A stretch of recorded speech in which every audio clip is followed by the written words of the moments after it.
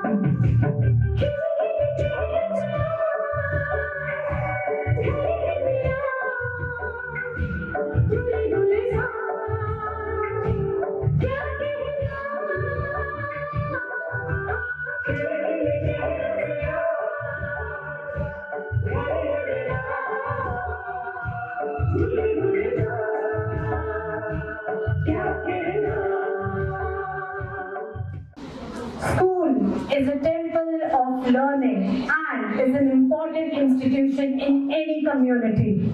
It is the biggest example of harmony between different cultures without any bias or discrimination of religion, caste, creed, or background. A teacher is an individual who has the potential to awaken souls, but first, the self-realization of this awakening needs to come at an individual level. That can transcend to community and institutional level. Crystallization of the messages of divine messengers. Divine messengers have come upon earth. They have incarnated themselves in various forms in almost all the religions of the world. Fortunately, they have got one common message, and that message needs to be understood by one and all. We shouldn't be fighting about the discriminatory approaches. We shouldn't be fighting about the underlying differences. Rather, our approach is to recognize the underlying unity that characterizes all the different religions of the world. So, divine messengers, their messages needs to be understood by one and all. As a result of the messages, which these divine messengers gave, ultimately what will happen? The third part, there would be emergence of terrestrial life, there would be emergence of earthly life, and this earthly life is based upon three aspects, first of which is individual, second is community, and third is institution. Through the individual efforts, such communities would be created, and through communities, those institutions will emerge. So ultimately, what we would get to see as the end result would be an all-encompassing institutional approach aiming towards the one end goal of international unity and international peace. The key point is to remember the principle of oneness of self and environment. We can, at individual level, empower ourselves by the human revolution of being more human, strengthening in ourselves the following values, which we have come up with from the first letters of each one of us in the team. Spreading motivation, awareness of people's problems, social responsibility, kindness, value creation, being humanistic, rationality, sharing love, being tolerant, spreading peace, and being very proactive. These are the things that we thought are really going to actually bring a change in the community. So our discussion brought about some action points to change our community, that is worshipping in community, which will transform the lives of people around. Together, we will be able to bring a change. तोड़ के सब मन के भ्रम विश्व बंधुत्व का भाव जगाए, तोड़ के सब मन के भ्रम विश्व बंधुत्व का भाव जगाए, भेदभाव से ऊपर उठकर इस धरती को स्वर्ग बनाए, इस धरती को स्वर्ग बनाए. Throughout the ages, God has sent divine messengers, or we can call them as the manifestations of God, and they have taught us the same thing time and again, and those are harmony, trustworthiness, cooperation, tolerance, understanding, humanity, equality, empathy, unity, and we should follow them with the bottom of our heart. The color of the blood is red for everybody, and so we should practice kindness, love, and unity, which is the motto of Little Angels, love and unity. It's not really the matter of attending the workshop, saying huge words, big words over here. It's the matter of doing, implementing it.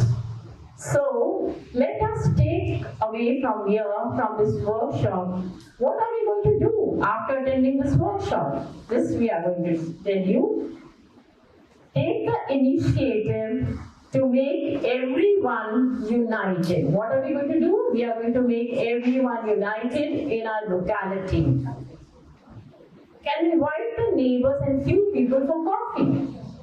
With each other's cooperation, work for the upliftment of the community. Collect funds to help needy person in the community. Work on the cleanliness of the locality. Spread the message of humanity. Celebrate all the festivals together, and so on. With this piece of wool, I have tied everyone with unity. Peace is the path we take for bringing growth and prosperity to society. If we do not have peace and harmony, economic stability and cultural growth will be impossible. Moreover, before we transmit the notion of peace to others, it is vital for us to possess peace within.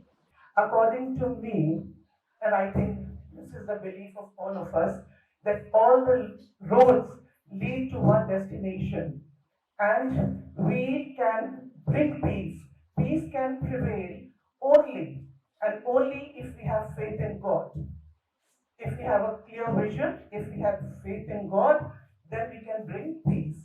And this I want to explain through a beautiful song, which I remember through since my childhood actually. The inner voice is calling, calling you. The inner voice is calling, calling you. There are voices all around me, my enemies and my friends. Do this, don't do that, the chorus never ends. But we shall always listen to that quiet inner voice, still and definite, and we have made a choice. Make God your guru, let him tell you what to do. So please have faith in God, and peace will definitely prevail in the world. Sun is the physical existence of God, spreading sunshine globally to all the peoples, irrespective of their religion, bringing them as one, and to make them prosper and develop in their different fields. And key to this is positivity. And the best way to spread positivity is through smile. That is, sharing, mindfulness, involving each and everyone, and love entire humanity.